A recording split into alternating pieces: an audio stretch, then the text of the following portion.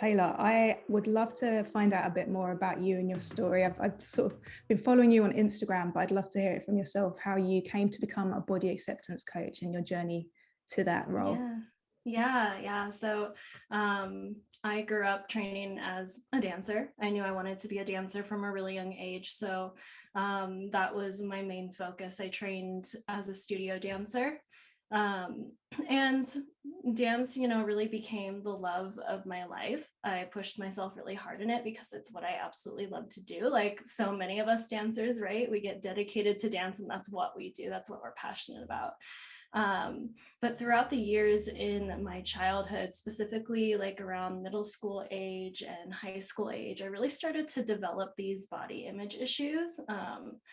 And like these issues with like my self-worth that I didn't even know that they were happening at the time. I just thought that they were normal.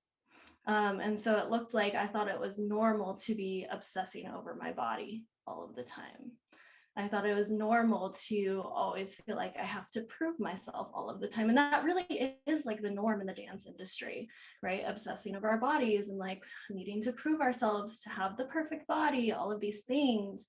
And I really started to take on these beliefs and they started to really affect my life in ways that I wasn't even like conscious of the way that they're affecting my life in the moment.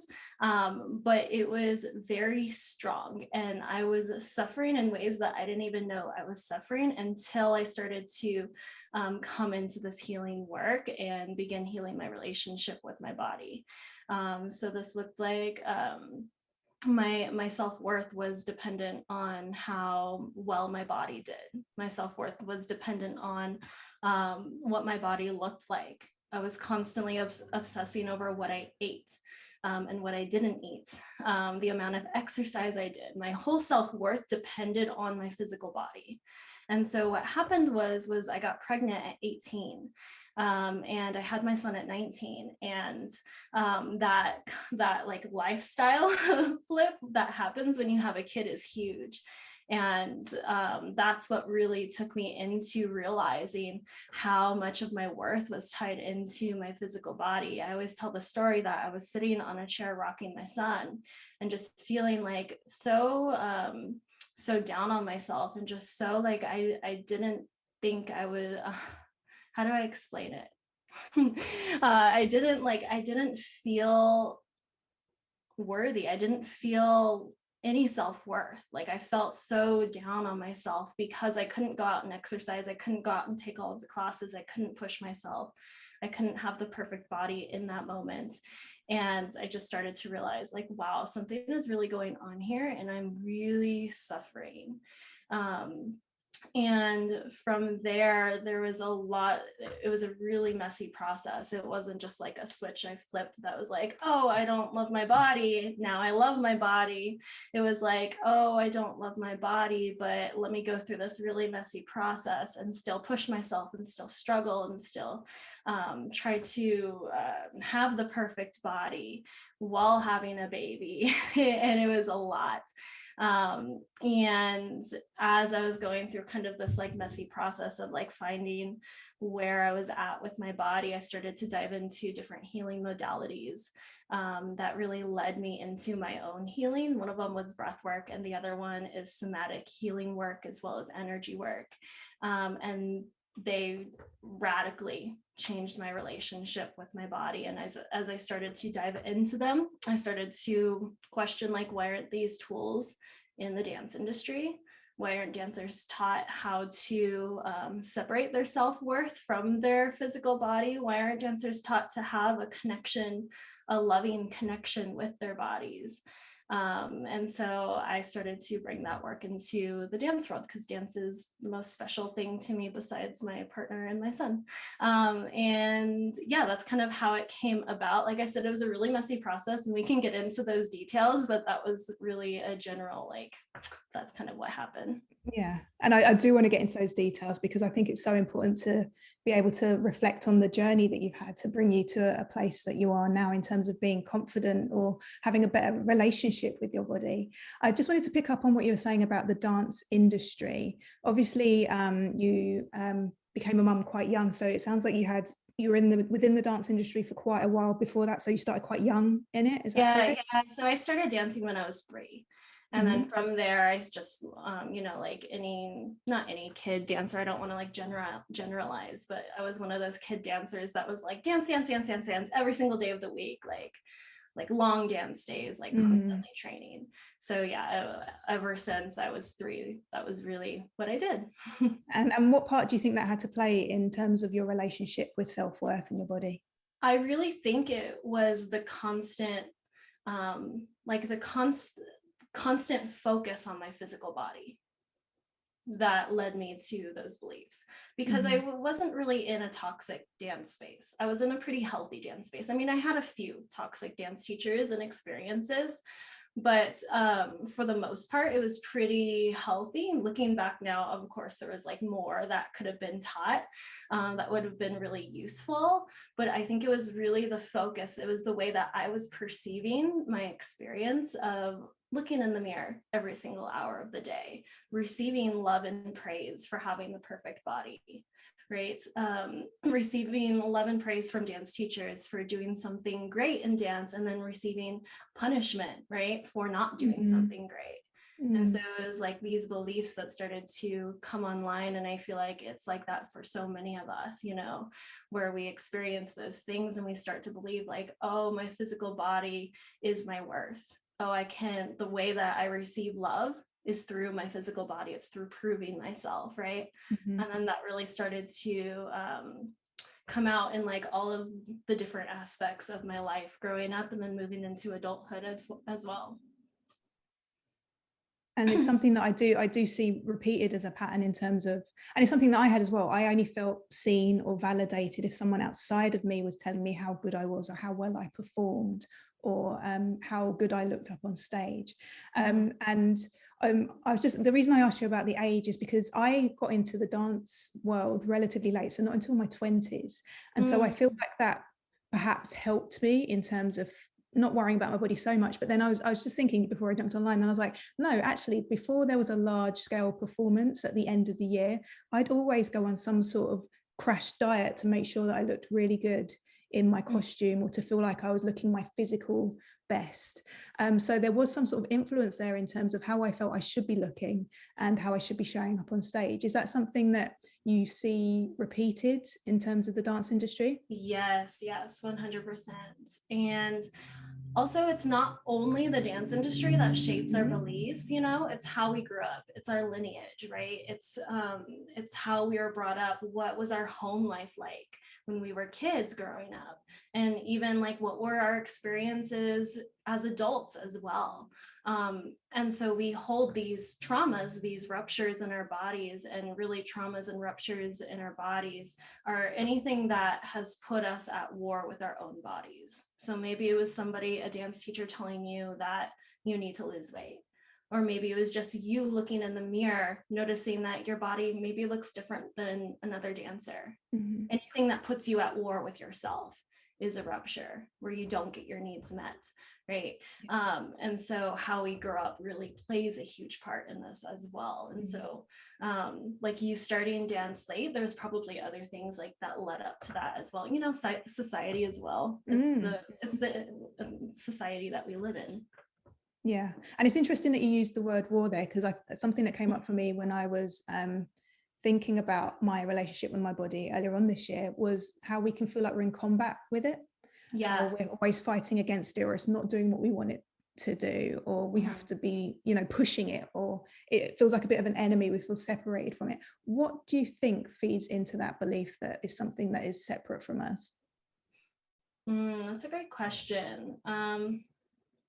Yeah, I feel like it is the belief that, as dancers, we're really taught to be in a dictatorship with our bodies, right? That our bodies aren't a part of us. It's like they're a tool to get attention, to get love, to be accepted. That's really like the subconscious beliefs that are happening, like that we don't really see.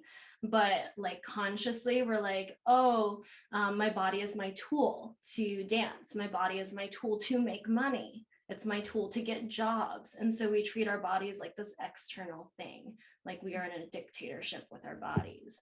And really what can happen, what we get to do is come into a relationship with our bodies where it's no longer like our bodies are separate from us. It's like our bodies are a part of us. Our bodies are like the most important part of us. They hold everything. They're not just here to be a tool, right? They're not just here to prove ourselves and to get this and get that. Our bodies are here to live and breathe and be present and feel and experience and feel pleasure. Like our bodies are here for us, not for others. We get to serve others through our connection with ourselves, which is like performing and dancing and all of that and so many other things. But first and foremost, our bodies are here for us. I don't know if that answered your question. That was kind of a tangent. But no, it definitely does. And yeah, we started off talking about feeling like you're at war with your body, but I definitely had that when there was a certain period of my life where I was training really hard, physically training. So I would do Thai boxing as well. And it was a case of, I'm just going to push. I'm going to push. I'm a machine. I'm going to see what I can achieve with how my body looks and how I feel. But it was feel as in, it wasn't a healthy sense of connection. It was like sense of achievement. I've lifted a certain weight, or sense of achievement. I've got this body shape. And it was without listening to my body. It was a case of pushing against it, forcing it, dragging it along for the ride and not respecting it. And then it sort of rebelled against that. And I found that when I don't listen to my body, it has to get my attention in different ways, whether that be through injury or illness. Yeah, 100%. For me, it was I got like really bad digestive issues right after I had my son. I was pushing really hard. So like I took a month off after I had my son, and that's when I was like realizing all of these things. But my brain was still stuck in that like subconscious, these subconscious beliefs that I wasn't really completely aware of. So I went back to teaching like full time. I was teaching like 5 classes a day, like 5 hours, like these crazy amounts for like somebody who just had a baby. My body was not ready to do that. And what happened was my body actually started to not shut down, but I started to have these like severe digestive issues. There was like cramps in my stomach. Like I would go to teach and I would almost have to go home towards the middle of the night because they were so severe. And I thought it was like something I was eating. I thought it was my diet. I thought something was wrong with me, but really it was my body saying like, whoa, listen to me. And as soon as I started this healing work, it actually went away. It was magical. It was crazy. But yeah, our bodies like to get our attentions in sometimes dramatic ways if we don't listen, and they will no matter what. No matter what, they will in some way. Yeah, and that's something that I've actually experienced this year. So I thought I was being so good with self-care. I was like, I've got this, I'm smashing it. But there were certain things that I still weren't listening to in terms of my body. And so I had this allergic reaction on my face in May. And all relating to, I did some research around it and the fact that when you go through trauma and you suppress it, your body can struggle to process foods and allergens that it didn't have a problem with previously. So I've had to cut gluten from my diet, and I've noticed a turnaround completely. But again, it was my body getting my attention. I was running myself into the ground, and this is the only way of it physically manifesting something that I needed to pay attention to. Yeah, it's so funny. We can like do all of the self-care, right? And yet still experience these happenings where our bodies reject, right? Our bodies push back at us because they're trying to talk to us. And it's because a lot of the time we're like trying to care for our bodies, but we're doing it from the space of like trying to get somewhere, which is the same space that we were probably doing it from before we were doing self-care. We were just like working out our bodies or like pushing our bodies or like shaming our bodies. We're just doing it. We're caring for ourselves from the same energy of like, you're not enough. I'm going to like try to do self-care and push myself to do self-care because that's what I'm supposed to do. Right? Yeah. And it almost became a bit of a buzzword. And also I was talking to someone about it being robotic self-care. So I've done my meditation for today. I've done my walk in nature, just ticking it off, not actually getting the nourishing experiences from those things that you're doing, just going through the motions almost. And again, not connecting with your body is all very superficial. The work that you do, Taylor, I mean, I read on your Instagram, you help women identifying dancers make peace and love their bodies, make peace with and love their bodies. How do you do that? Yeah, that's a complex question. Yeah, and I will say this, it is different in many ways for different people, because we all experience different lived experiences, right? And also it's very similar for everyone because we all experience similar emotions, right? And similar sensations in our bodies. So the work that I do is work within the nervous system. It's within the body. It's within the traumas we hold in our bodies. And so a lot of the time there's like a lot of buzz going around with like mindset work for dancers right now, which is amazing. I'm so glad that there is people talking about that, because mental health is so important, but we can't have a healthy mind if we don't have a healthy nervous system and body and connection to our body, because our body is what holds the trauma. And so if we are telling ourselves affirmations all day and trying to convince ourselves to love our bodies, but we're not clearing the trauma in our bodies, right? We're going to be trying to convince ourselves of something that we totally actually don't believe inside of our bodies. Yeah, that's really like doing the self-care too, without like fully believing that we are innately worthy and we don't have to prove ourselves to like feel that pleasure of self-care.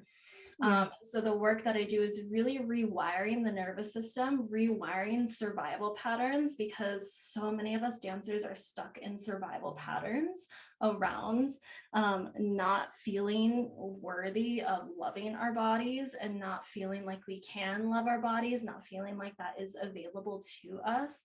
A lot of it has to do with not feeling safe to accept our bodies. So rewiring these survival patterns of really going from not feeling safe to love your body to feeling safe to connect into your body and love your body unconditionally. And I do that through somatic healing and energetic healing, through the modality of breath work. Breath work is one of my absolute favorite modalities. It's completely changed my relationship with my body. I'm certified in breath work as well as somatic healing. So it's really this journey of like taking you through what is actually the root of why you are feeling this way about yourself, and how can we create enough safety in the body to shift that. And it's not about getting anywhere. It's not about changing any habits. It's just about learning to unconditionally love exactly where you are at right now. And maybe love feels like a hard word for anybody listening to this, right? I say love because that's what is truly available to you. If I didn't say love, I would feel like I was cheating you out of something, because that is what's ultimately available to you. But maybe acceptance is a word that's most available right now to you, where you're like, oh, I can connect into acceptance a little bit more than that. So it's learning to accept your body exactly how it is right now, learning to accept the fact that, oh, I am at war with my body right now, and accepting those behaviors as well. Because most of the time we're at war with ourselves, telling ourselves, shaming ourselves for what we're doing and not doing, especially as dancers, right? We're taught to like be very critical about what we're doing and not doing. So it's like rewiring that tendency. Yeah. And that's part of the reason why I took up somatic work as well. So I'm fully behind mindset work, and I do believe that there's an element of connecting with those subconscious beliefs that are floating around, those hidden things, those roots, those causes. But it was the somatic work that I really noticed where there was a shift for me, because you can be completely logical about life. Like, I know what I need to do, I know how I need to be, but unless you feel it, those changes that you make, they're not going to be sustainable. And I think there is something around the holistic approach to life. So again, if we're trying to holistically feel good about ourselves, we need to accept ourselves as a whole being and no longer regard our body as separate. Yeah, I think that's the piece, is like not regarding our body as separate. Right? Our body is with us, our body is holding us, and our body is feeling what our brain is telling it to. So our body is like feeling those sensations, right? And so that's part of what we get to heal as well. We can't leave that behind. It's super, super important. And like you said, the subconscious beliefs are so important to look at, but what we can do is we can notice our mindset around things, and then we can go deeper into the body of really healing that on like such a deeper level and actually freeing yourself from that. I feel like a lot of mindset work is you got to keep working at it, right, in order to keep that healthy mindset. But somatic healing work, you actually heal and you free yourself from that. So we can notice here, and then we can go into the body and really free ourselves from that. Mm-hmm. And I think there's a lot of power in recognizing that we're all different as well. So it may be that there are different layers that you need to, it may be that the mindset piece comes afterwards, after the body connection, and and the other thing, we're constantly evolving, so you always think you've cleared something, and then there'll be something else that comes along, right? Another level, another thing that we need to process or deal with because we're growing. Yes, 100%. Yeah. Oh my gosh, so much. Yeah. And I'll just say this example because like this is something I experience all of the time. So I've done so much work around like healing my relationship to my body in regards to like being in the presence of others who identify as women. And I used to compare myself so harshly to other women, and to the point where there was so much stress and anxiety in my body when I would go into a dance class and like look around the room and see the other women identifying dancers. And it was just very like this traumatic experience for me. I didn't recognize it at the time, but now that I'm in the space, I do recognize it. So I've done a lot of work around freeing myself from that. And so like walking into a dance class feels safe now. But I recently went back to the gym. I took a break from doing any kind of cross training for a while. But I recently went back to the gym and I started noticing myself like looking around and like comparing myself to the other women in the room again. And it was like, oh my gosh, like what is happening? I've done so much work around this, but there was just like another element to it. There was just like a deeper part that I needed to heal. And so these things will constantly pop up for us to heal deeper and deeper and deeper. Mm-hmm. Yeah. And it sounds like the birth of your son was quite pivotal in terms of the change of relationship. And you talked about some of the work that you did during that time. Could you just tell us a little bit more about how you discovered these modalities of energy healing and the work that you did during that space? Yeah, so a lot of it was really just noticing that I still wanted to dance, right? Dance is and will be forever a huge part of my life. I still wanted to dance. But if I was going to dance, I had to start learning how to hold myself in a different space, because what I was doing before, I didn't have enough space in my life to do after I had my son.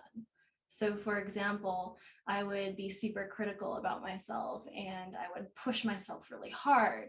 And I would like, all I would do is like work out and dance and like focus on my eating, like all of these things. But like after I had my son, I didn't have the space. I didn't even have the mental space to do that, honestly. Like being a new mom, there is so much that goes into that shift. And but I knew I still wanted to dance, and I was really going through this like hard balance of like, how do I actually make this work? But I started to realize, well, if I'm gonna do this, I have to like hold myself in a different space, because being critical about my body when my body just went through a traumatic birth, isn't working. It isn't working. So how can I hold myself in a space of an acceptance versus being critical about myself? And this is kind of like the things that we're starting to slowly and like messily, is that a word? I don't know. Messily shift in my inside of myself. And I started to like question as I was moving through these things. And again, it was really messy. It wasn't perfect at all. And then I started to just come across different healing modalities. Somebody who I followed for a long time was starting a breathwork certification, Samantha Skelly.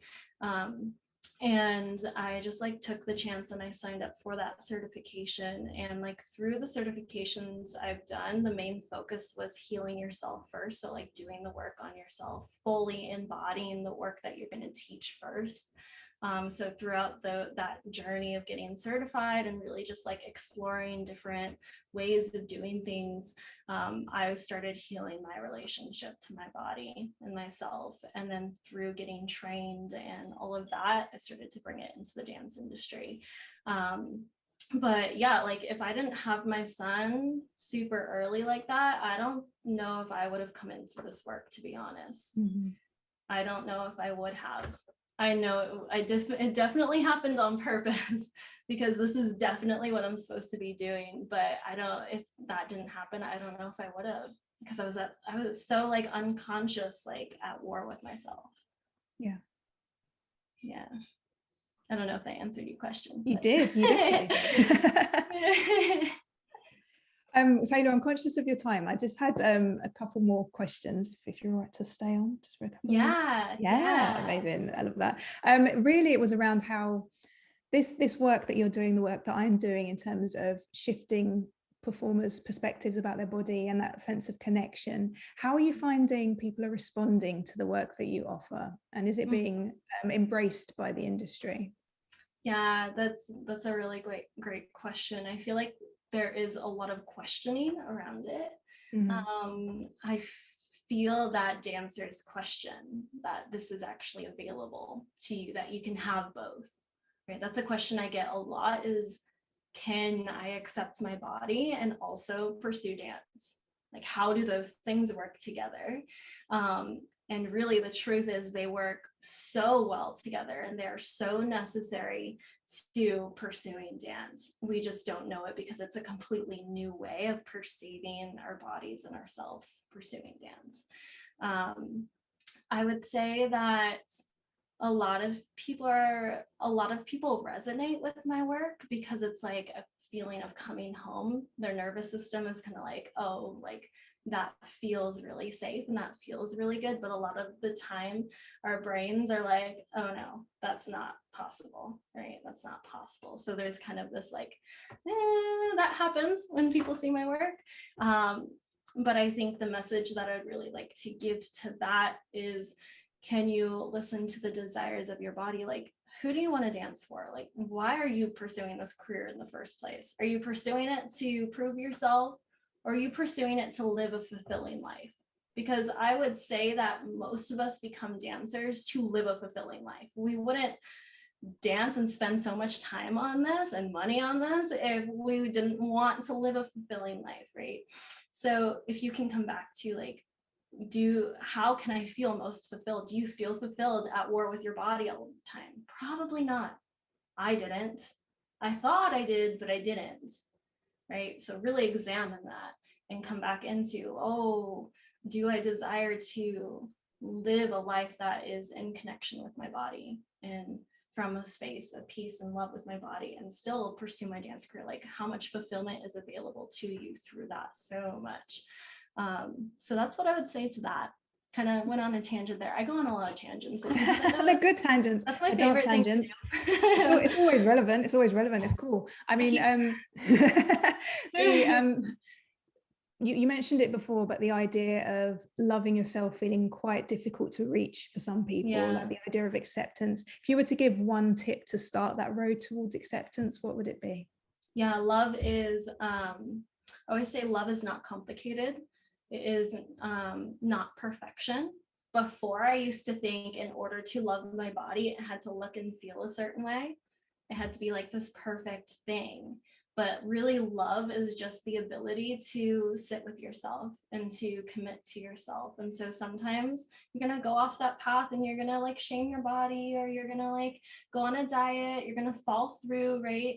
But that doesn't mean you fell out of love with your body if you are still committed to coming back to yourself and doing that work.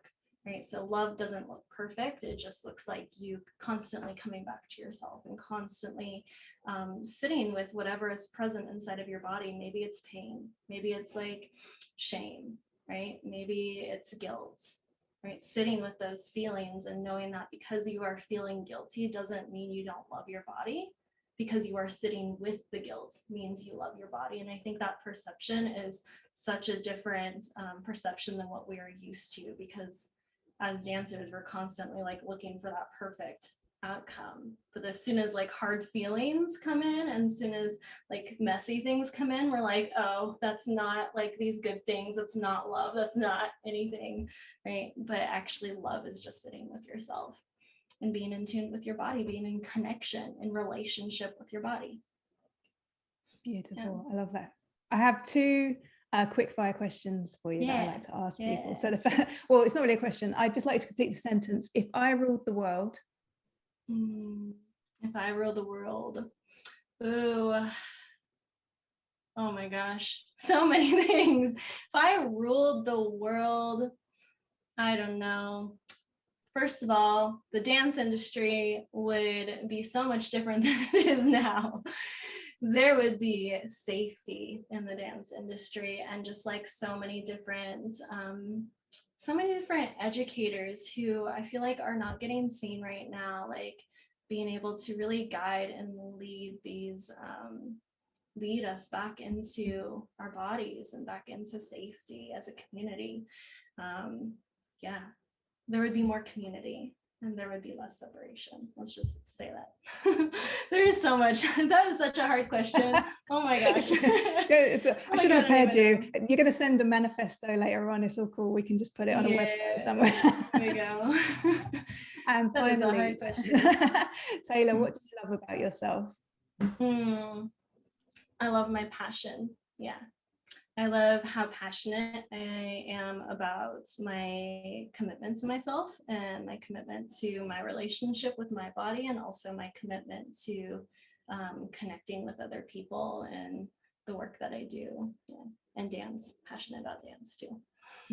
Beautiful. And where can people find you for all my Instagram crew? Where's the best place to connect with you? Yeah, so I am over on Instagram, but I actually have a YouTube channel, and this is going to be posted on YouTube as well. And it's Taylor Behringer. You can get to it from the link in my bio. And on this YouTube channel, I post videos every single week about body acceptance, how to come into body acceptance and love as a dancer. There is going to be breath work on that channel as well. It's still kind of new, so I'm still like building that channel, but that is going to be the main place where you can find me. I'm on TikTok. If you want to see TikToks, little short clips of this work, go on there. Yeah, and I think that's it. I have a couple offers coming up I haven't quite released yet. So if you feel like you want to dive into body acceptance work, come on over, get on my email list. I do have a free breathwork meditation that you can download that's specifically for body acceptance as a dancer. And you can get to that through the link in my bio as well. So awesome. Yeah. I love that. Okay, Taylor, well, thank you so much for your time today. It's been as juicy as I thought it would be. Yeah. All my tangents. And thank you for all of the great work that you're doing in the world. Of course. Thank you so much for having me on.